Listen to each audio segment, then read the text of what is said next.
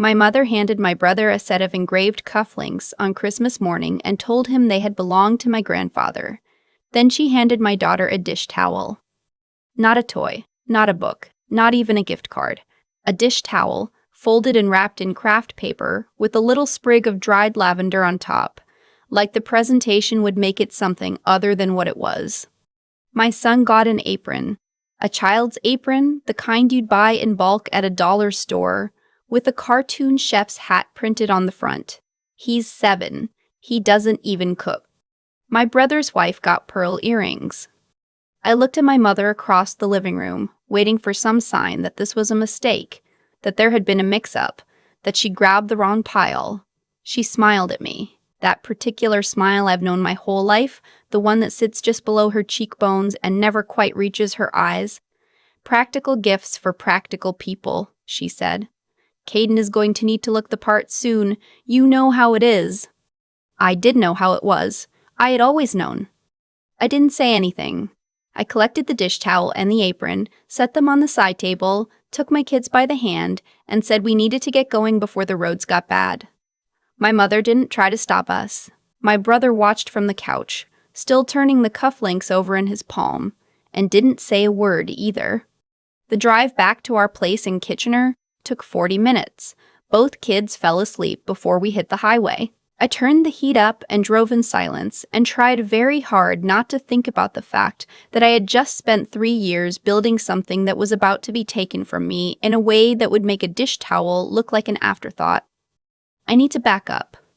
I'm a software architect. I've been working in tech since I was 22, contract work at first, then a full-time role at a mid-size firm in Waterloo, then freelance again when my kids were small and I needed flexibility. For the last 4 years, I've been the lead on a project I can only describe as the most significant thing I've ever built. My mother's family runs a property development company, the kind that's been around long enough to have my grandfather's name on the letterhead. When the business started struggling about 5 years ago, my uncle asked if I could help modernize their systems, not just a website refresh, a complete operational overhaul. Digital leasing infrastructure, automated compliance tracking for Ontario rental regulations, a client portal, the works. I said yes because they were family. I said yes because my uncle had always been kind to me, even when my mother wasn't. And I said yes because they promised me a formal contract and a fee structure that would actually reflect the scope of what I was building. That contract never materialized. Every time I brought it up, there was a reason to wait. The board needed to approve it. The accountant was reviewing the numbers. Let's just get through Q3 first. So I kept working because the project was already half built and walking away felt like burning down a house I'd spent years constructing. I told myself trust was worth something. I told myself family was worth something. Meanwhile, my brother, Caden, had been installed as the company's director of digital strategy, a title my uncle invented specifically so Caden would have somewhere to put his business cards. Caden does not know what digital strategy means. Caden once called me to ask how to change his email signature. But Caden looked good in meetings. He had the handshake, the eye contact, the blazer that fit just right. And so when investors came through, it was Caden who sat at the head of the table. My work, my architecture, my 4 years of nights and weekends presented through his mouth. I kept telling myself it was temporary, that once the platform launched, my name would be on it, that the credit would come. That was before Christmas. That was before I got home, put the kids to bed, and opened my laptop to find that my access to the company's development environment had been revoked. Not limited, not restricted. Revoked, as in administratively removed, as in someone had gone into the system and deleted my credentials while I was sitting in my mother's living room watching my daughter unwrap a dish towel. I stared at the error message for a long time. I'm not someone who panics. I work in systems, and systems fail in predictable ways if you understand them well enough. So I took a breath and started working through what I actually knew. My access was gone. The timing wasn't an accident. And in 9 days, the company had a major pitch meeting with a real estate investment group out of Toronto, one of the biggest development partnerships they'd ever pursued. The entire pitch was built around the platform I had designed. I knew what was happening. I just needed to decide what to do about it. I should tell you about the money first, because it matters, and because I don't want you to think I'm being dramatic about the stakes. 18 months ago, my uncle called me in tears. Not my mother, not Caden. My uncle, who is 71 years old and sounds like a man who has spent his whole life being quietly proud of things he built with his hands. He said the company was facing a serious cash shortfall. A project had gone sideways, a contractor dispute had tied up funds, and they were at risk of missing payroll for their property management staff. He asked if I could help. I had $40,000 in a TFSA I'd been building since my mid-20s. It was my emergency fund, my maternity leave backup, my what-if money. I transferred $35,000 of it within the week. I told my uncle to pay me back when things stabilized. He said he would. 3 months later, my brother drove up to my parents' house in a new Audi Q5. When I asked my mother where Caden had gotten the money for it, she told me not to start. "Image matters in this industry," she said. "You wouldn't understand." I didn't say anything then either. But I did do something. About 8 months into the project, when I first started to feel the shape of what my family actually was, I made a decision. I buried something in the code base. Not malware, nothing that would damage the system or hurt the business. Something precise. A licensing verification module, dormant, invisible to anyone who didn't know where to look, that tied the platform's core functionality to an authentication key that only I held. It wasn't sabotage, it was authorship. I called it my signature. I'd read enough stories about developers who'd built something from nothing and ended up with nothing to show for it. I wasn't going to be one of them. The night after Christmas, after I confirmed my access had been revoked, I checked the status of the module. It was still there. Untouched. Caden had taken the keys. He hadn't thought to check if the house had a foundation. The pitch meeting was January 6th at a commercial office tower on Bay Street in Toronto.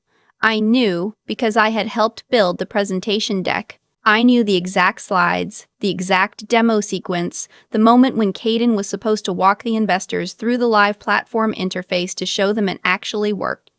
That was when the licensing module would wake up. If no authentication key was provided, the platform would not crash. It wouldn't go dark. It would do something much more specific. Every screen in the demo environment would display a single, quiet notice. This software is unlicensed. Authorship dispute in progress. Please contact the registered developer. Contact information, mine. I had 9 days. I didn't call a lawyer immediately, though I probably should have. What I did first was send an email to my uncle, not my mother, not Caden, my uncle, laying out exactly what I had built, the scope, the hours, the $35,000, the promised contract that never arrived, and the fact that my access had been revoked without notice or explanation on Christmas Day. I told him I was willing to discuss a resolution. I told him I was not willing to be erased. He didn't reply. On January 3rd, 3 days before the pitch, I got a letter in the mail, courier delivered, which felt theatrical.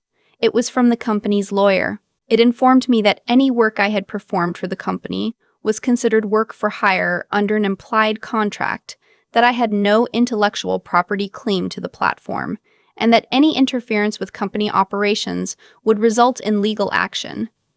Implied contract. I almost laughed. I called a real estate and IP lawyer in Waterloo that same afternoon. She was sharp, the kind of person who reads a situation in about 90 seconds and tells you exactly what you're dealing with. She said the implied contract argument was weak given the lack of any written agreement and the paper trail I had documenting my contributions. She said I had a viable claim. She also said litigation would be slow, expensive, and uncertain. "What's your timeline?" she asked. 6 days, I said. She was quiet for a moment. "Then you need to be in that room." I want to tell you that I walked into that meeting with total confidence. I didn't. I drove to Toronto on the morning of January 6th with my heart doing something I can only describe as a controlled malfunction, the kind where you're functional, but only barely. I'd arranged a visitor badge through a contact I had at one of the investment group's Toronto offices, a project manager I'd worked with 2 years earlier on a separate contract. I told her there was a dispute over IP on a project being pitched that morning and asked if she could get me in the door. She paused for a long time. Then she said, "I'll put you on the visitor list as a technical consultant. Be here by 8:30. I was there at 8:15. I sat in the back of the room off to the side near the AV setup. The room was full of people in expensive clothes making quiet conversation. My uncle arrived first. He saw me and something moved across his face that I couldn't quite read. Not guilt, exactly, more like recognition. Like someone realizing they'd forgotten to account for something important. My mother arrived next. When she noticed me, her expression did not shift. She simply looked away, like I was a smudge on the window, something to deal with later. Caden came in last, with the particular energy of someone who has already decided they've won. He was wearing a new suit. His hair was different. He looked every inch the visionary he'd been pretending to be for 4 years. He didn't see me at first. The presentation began. Caden was polished, I'll give him that. He had memorized the narrative arc of the project well enough to deliver it convincingly. He spoke about the platform with a kind of proprietary warmth, the way you talk about something you made. The investors were engaged. My mother was beaming from the third row. Then Caden pulled up the live demo. He navigated to the platform, entered the demo credentials, and clicked through to the main dashboard.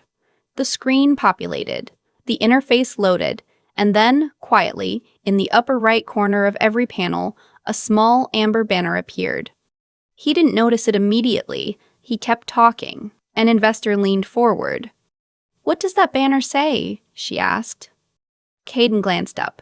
His face changed in a way I will not forget for the rest of my life. "This software is unlicensed. Authorship dispute in progress. Please contact the registered developer." And below it, my name, my email, my phone number. The room went very still. Caden clicked frantically, trying to close it. It was persistent. It appeared on every screen. He tried the clicker, tried refreshing, tried navigating to a different section. The banner followed him everywhere, because I had built it that way. "This is a technical glitch," he said. His voice had lost about 30% of its confidence. "It doesn't look like a glitch," the same investor said. She was reading something on her phone now. "It looks like a copyright notice." I stood up. I didn't raise my voice. I didn't need to. The room was quiet enough that I could speak at a normal volume and be heard clearly. "My name is the one on the screen," I said. "I designed and built this platform over 4 years. I have the commit history, the architectural documentation, and the correspondence to support that. I'm not here to disrupt this meeting. I'm here because I was removed from the project without notice or compensation, and you deserve to know who you're actually partnering with." Caden said my name. Just my name, like a warning. "I have a lawyer," I said. "She'd be happy to speak with yours." I left before it collapsed completely. I heard my mother's voice rising as the elevator doors closed. I heard my uncle say something sharp to Caden that I didn't catch. The investment group's lead, I found out later through my contact, had asked everyone to leave the room while they conferred privately. The partnership did not proceed as planned that day. I was in the parking garage, sitting in my car, hands still shaking slightly, when my brother knocked on the driver's side window. Hard. Not a tap. A knock. I rolled it down an inch. "You just blew up the entire deal," he said. "Do you have any idea what you've done?" "I protected my work," I said. "That work belonged to the company." "Show me the contract that says so." He didn't have an answer for that. "The $35,000, I said. "I want it back, with interest. My lawyer will be in touch about the IP claim. If the company wants to use the platform, they can license it from me. Those are the terms." He stared at me like I was a stranger. Maybe I was. Maybe I'd spent so long being the quiet one, the one who absorbed everything and said nothing, that he'd genuinely forgotten I had any edges. "Mom is devastated," he said. I thought about my daughter holding a dish towel on Christmas morning. I thought about 7 years of silence, of deferred credit, of being told my work was a gift I owed them. "She'll be okay," I said, and rolled the window up. My uncle called me 2 weeks later, not with lawyers, not with threats. He called from his personal cell on a Tuesday evening and asked if I had time to talk. I said yes. We spoke for almost an hour. He told me he hadn't known the extent of what happened, which I believed only partially. He told me he was ashamed, which I believed more. He asked what it would take to make it right. It took 4 months of negotiation, with both our lawyers present and every word documented. In the end, the company entered into a formal licensing agreement with me for the platform.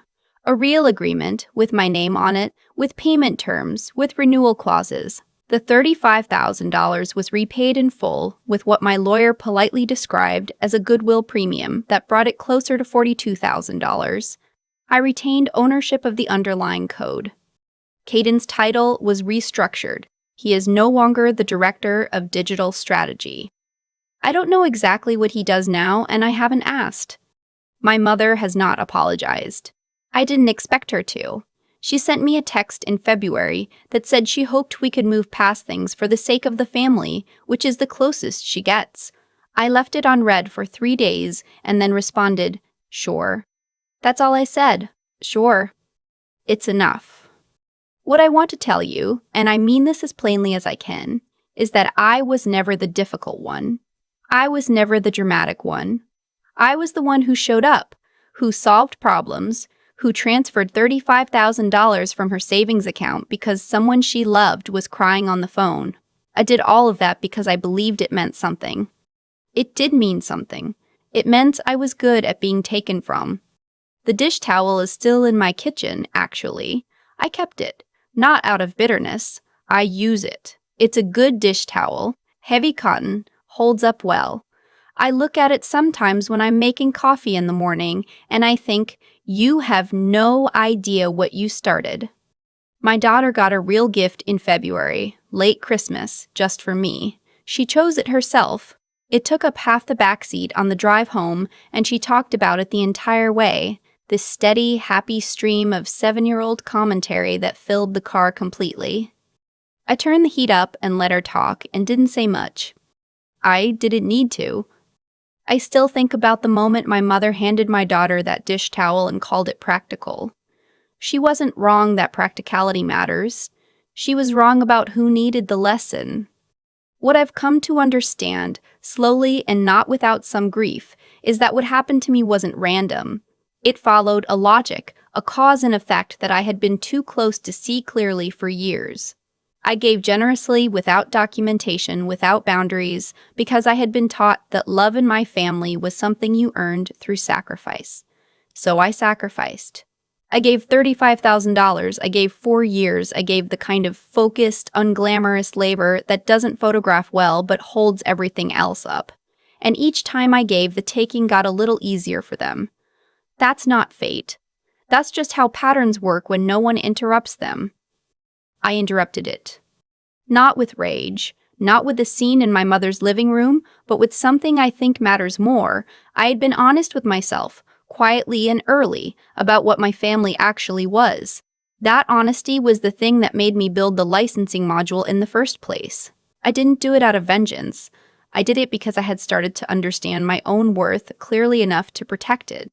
There's something in that I want to name directly, because I think people underestimate it. Knowing what you've built, being able to look at 4 years of your own work and say, this is mine and it matters. That's not arrogance, that's just accurate. And accuracy, I've found, is one of the most underrated tools a person can carry. The other thing I keep returning to is how I handled the 9 days between Christmas and that meeting on Bay Street. I was scared.